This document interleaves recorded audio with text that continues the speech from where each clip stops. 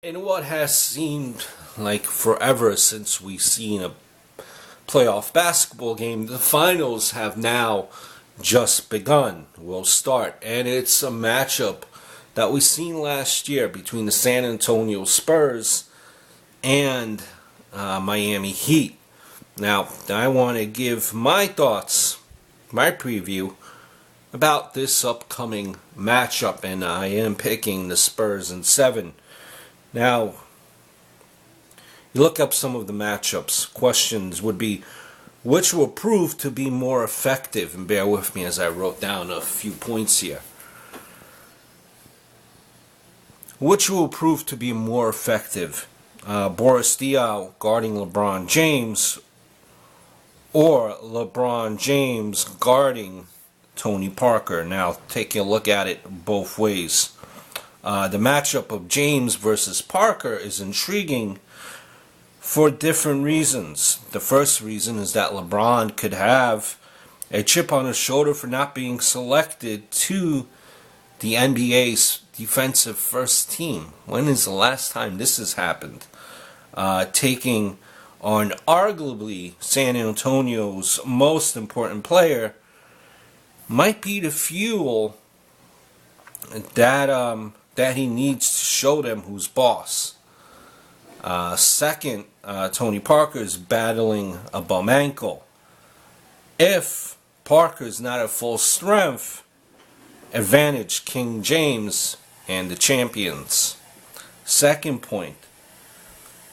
Second question you might be asking yourself, how much tape of the end of Game 6 of last year's finals should Greg Popovich be showing to his team to avoid the same mistake?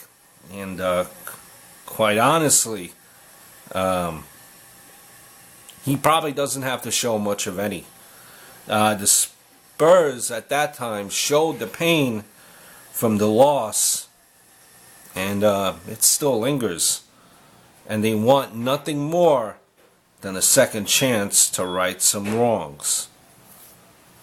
Now, in Game 5 of the Eastern Finals, Miami made 15 three-pointers and still lost.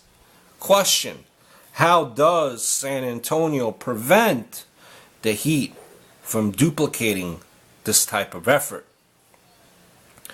The Spurs will need to, I think, close out on the Heat's 3 ball bombers.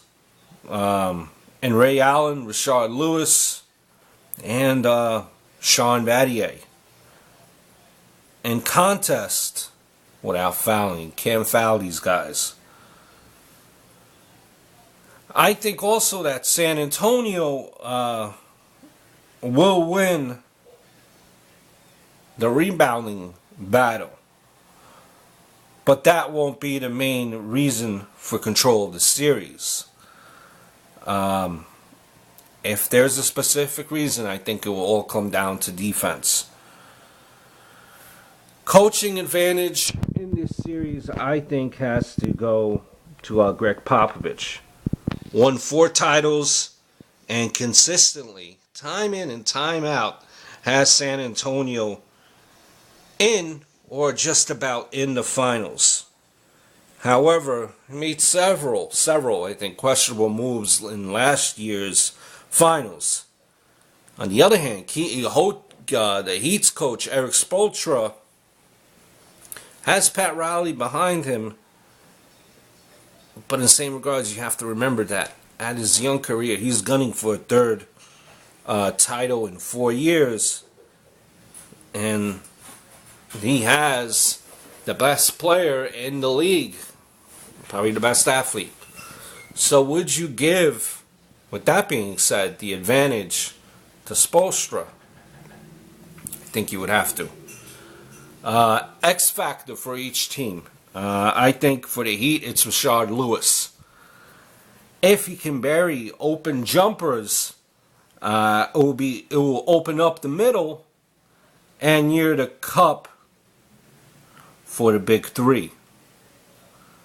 For the Spurs, it has to be Boris Diaw. He will need to contain King James in different spells when Mr. Leonard there is out of the game.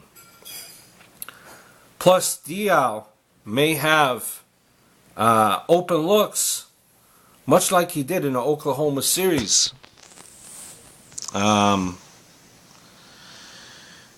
That's pretty much it. You know, you have to also factor in Mario Chalmers, his ability to play defense on Tony Parker and contribute offensively. You have to see where that will go. Kawhi Leonard, take him into question. Can he defend the NBA's best player and contribute on the offensive end?